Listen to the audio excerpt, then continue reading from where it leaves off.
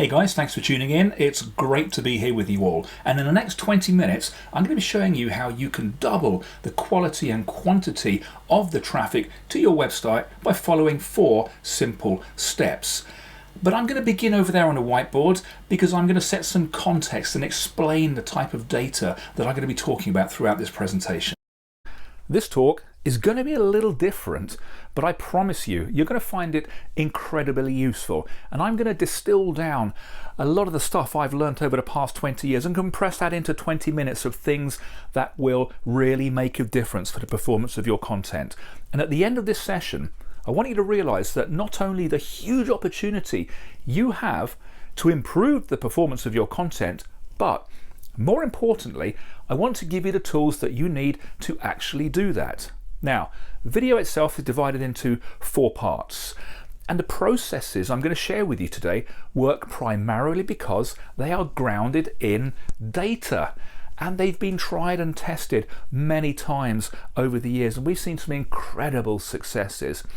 In part 1, I'm going to show you the reasons that despite all the great content we're creating, we continue to leave money on the table because a lot of that content is not being found. And the second chapter, that's where we start to see the data. And that's what's going on behind me. And this is where things start to get super interesting. Because what do we have here? We've got people, or your audience. And what are they doing? They're looking for stuff. They're searching, and they're searching with intent for content, products and services and information that businesses are producing. And then we've got businesses who are trying to connect with their audiences or the people. And then we have Google over here. And what's Google doing? Google's looking at that content, indexing it, and trying to rank it. Google's looking for signals, the signals that the businesses are creating through their content. And then of course we've got businesses over here who are trying to understand how Google and other search engines work.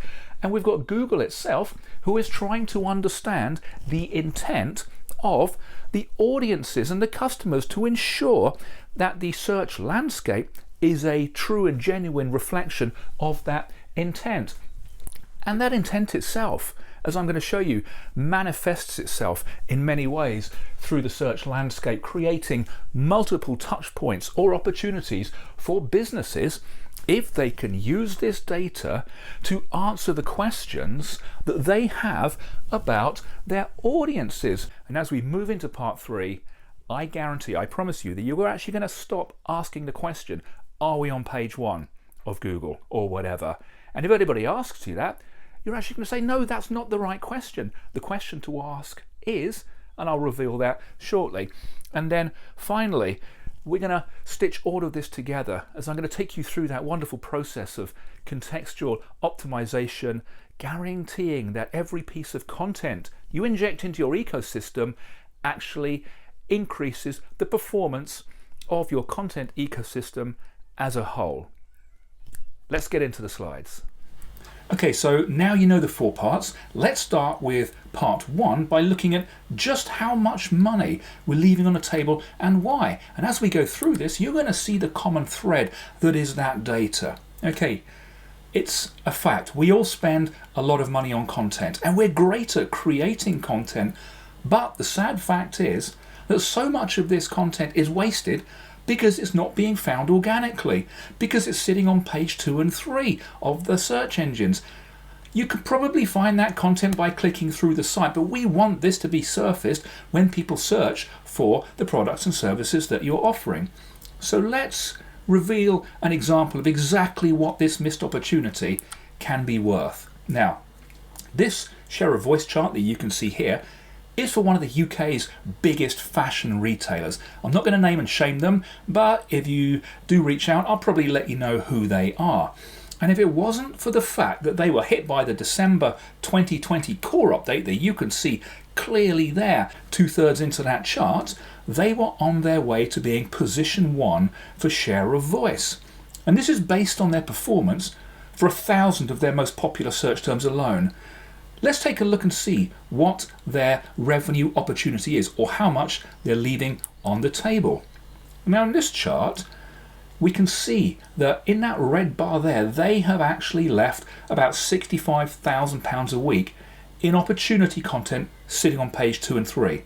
And this is just a fraction of their ecosystem. The true opportunity is going to be far greater than that. In dark blue there, we've got content worth £270,000 a week, but we've still got 20% of this untapped. And we see this day in, day out with every site that we analyze. The first thing we need to do is discover exactly where this content is sitting. So we break this down by subcategory level. And again, each of those bars there, as we go down, huge opportunity with dresses, with lingerie, coats, jackets and blazers, etc. All those red bars indicate revenue opportunity content on page 2 and 3. So what do we need to do about this? Well, there are 3 questions that we need to answer. The first one, why is it sitting on page 2 and 3 and not higher? And I'll show you in a second. Secondly, understanding, has it always been there? And for that, historic data is going to be super useful, because you need to know if you've been hit by any algorithmic updates, whether they be core or other updates, or you've simply lost visibility to your competitors. And finally, looking to see if there are any patterns. And this is a data exploration exercise, and there are always patterns here. And data is going to help us to answer all of these questions. And that's what we did with this retailer. And this is what we found out. These are the reasons why that content is sitting below that glass ceiling on pages 2 and 3 of Google right now. And it turns out that 43% of it is down to internal conflict. And we know that Google's always saying there's no such thing as a duplicate content penalty, and that's true, there isn't. But Google is still increasingly confused when it comes to content of a similar nature, particularly similarly themed content. We're going to see how you prevent this in the final part of this presentation. 27% of this is down to poor optimization, particularly in the use of internal links. We've got 10% of this which is down to low EAT signals, and I attribute that to the impact this business felt in the December 2020 core update. And finally, we've got a further 20% of content that's supportive. That's probably never meant to be found in organic search anyway. So as we move along, we've categorized it. We can now begin to prioritize it and set realistic timetables for fixing it. And if this were me and I was working in SEO in this business, I would, number one, prioritize that internal conflict, as that is always going to be the quickest and often the easiest win. Okay, it's time to move on to the second thing that you should be doing to improve the performance of your content, and that is all about getting inside the mind of your customers. Let's take a look at exactly how so many of us are creating and optimizing our content right now, beginning with a topic or an idea, building content using whatever resources we have, optimizing, publishing, and then taking a look at the SERP to see how it's performing. Are we on page 1? But the simple fact is, this is all wrong. This is like turning up at a posh event in all the wrong clothes because you haven't checked first what the dress code is and what everybody else is wearing. We need to begin with the SERP, and here's a search for the recent Golden Globes. And remember, as we said earlier, the SERP is a reflection of searcher intent. So by looking at the SERP at category, subcategory, topic, and keyword level, we can actually begin to visualize intent, moving way beyond those basic 3 categories, informational, navigational, and transactional. We can't just throw content into our ecosystem and expect it to stick. It needs to belong. And by looking at the SERP, we can see what the actual opportunities are. And the SERP is magical because it can help us answer 4 key questions that we have about our customers. What are they looking for? What questions are they asking? We've got people also ask, which is fantastic. What are they thinking? And that's hugely influenced by the 4th. Well, what are they consuming right now? And with the answers to those questions, we've got the basic ingredients for an intent-led content strategy. And not only that, when we look at the SERP first, the true nature of our opportunity is revealed. Remember that SERP for the Golden Globes? Really rich and complex and full of opportunity. Here's it visualized in another way. This is a SERP matrix chart. It's like a Large Hadron Collider showing all the different types of features and the extent to which they appeared. Answer cards, classic links, top stories, site links, images, video, etc. You know, this is an explosion of feature opportunities. And when this is the case, when a SERP looks like that, why would we want just to think about classic links? And this takes us neatly onto the next part. With so many opportunities available, so many touch points, we've got to stop asking, are we on page 1? So if that's not the question, what is the question we should all be asking? Instead, we need to say, well, how many doorways have we opened into our ecosystem on page 1? We need to start thinking about adopting an ecosystem approach to SEO. Are we making the right connections between our content and our assets? And this can lead to so many advantages. Stop thinking about single touch points. Stop thinking about classic links. Look on the left there. This is a business that does it superbly well. They've got, outlined in blue there, they've got the answer card. They've got a slot in the video carousel. They've got a classic link as well. And I hear you say you can't have a classic link and an answer card. Well, yes, you can. If that classic link comes from a page that is not the one that the answer card was taken from. Start thinking about contextually relevant links. Again, making connections. On the right there, this wonderful matrix view revealing that there we have those image opportunities high on page 1. Are we doing enough to optimize our images? Are we reading? Are we absorbing those questions and people also ask to get inside the mind of our searchers? And as that video carousel starts to rise, do we need to start to think about video content? We get this connected up, we have that multi-touch point visibility within the SERP landscape. But you have to begin with the question, do we belong on page 1?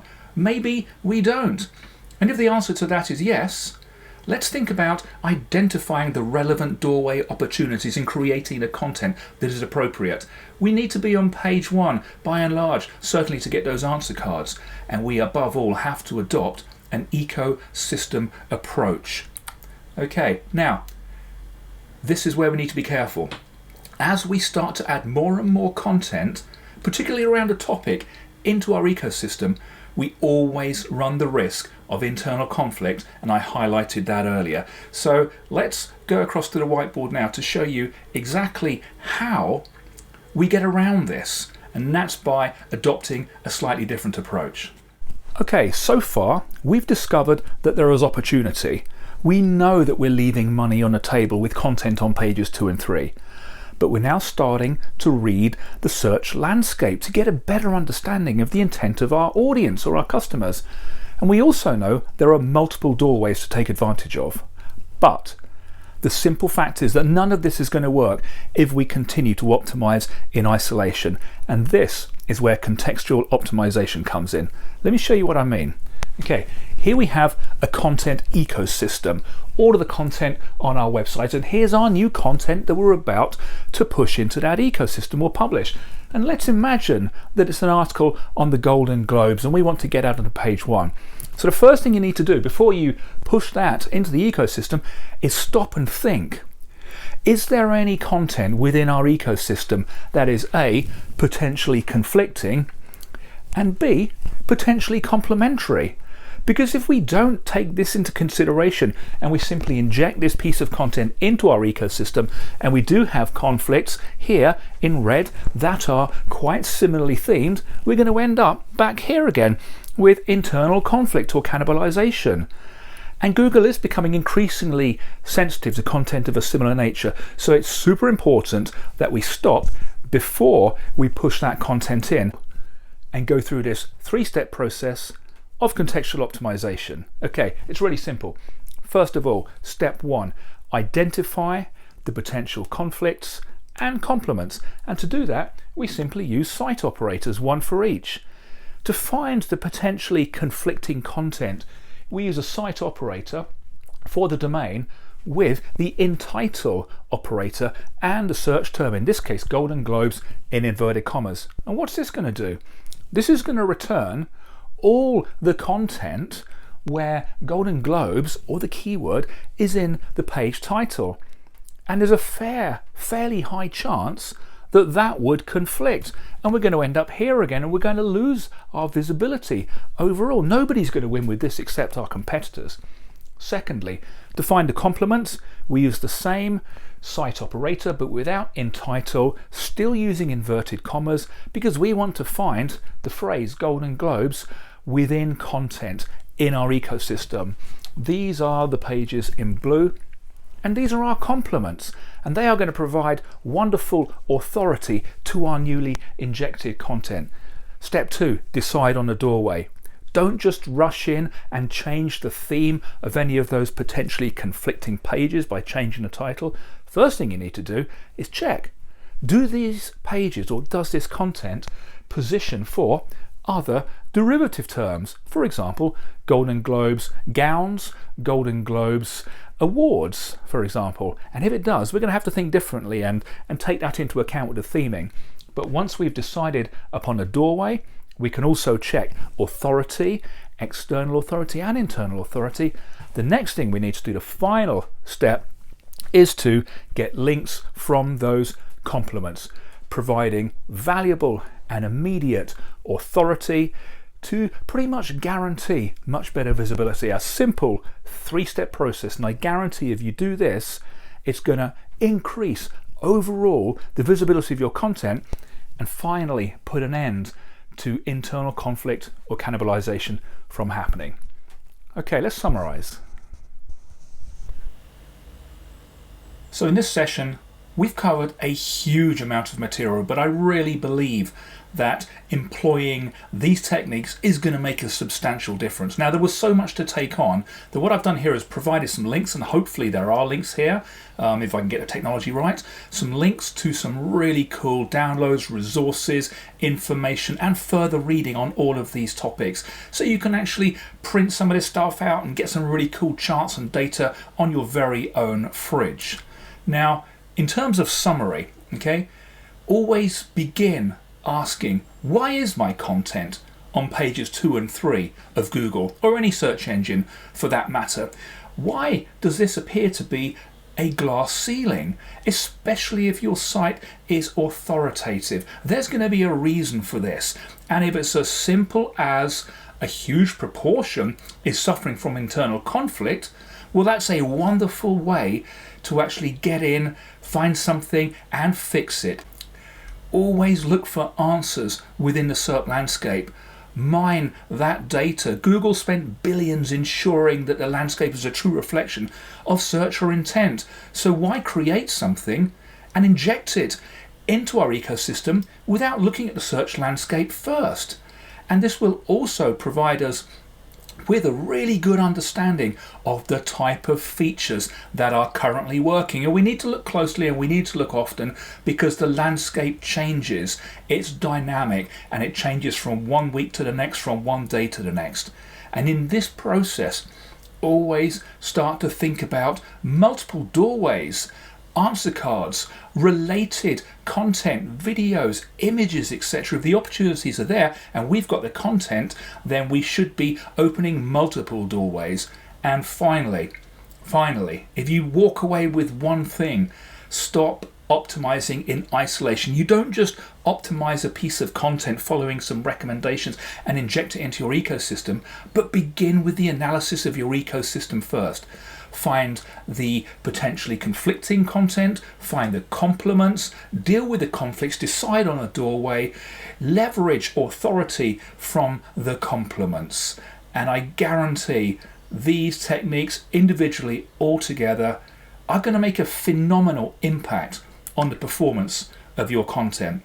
And finally, before I go, thanks for watching. You can subscribe to Shed News. If there isn't a link here, and I'm hoping there will be, just search for SEO in the Shed News, and there is a ton of information available for download. And we're continually doing research and discovering all sorts of exciting things from the search landscape.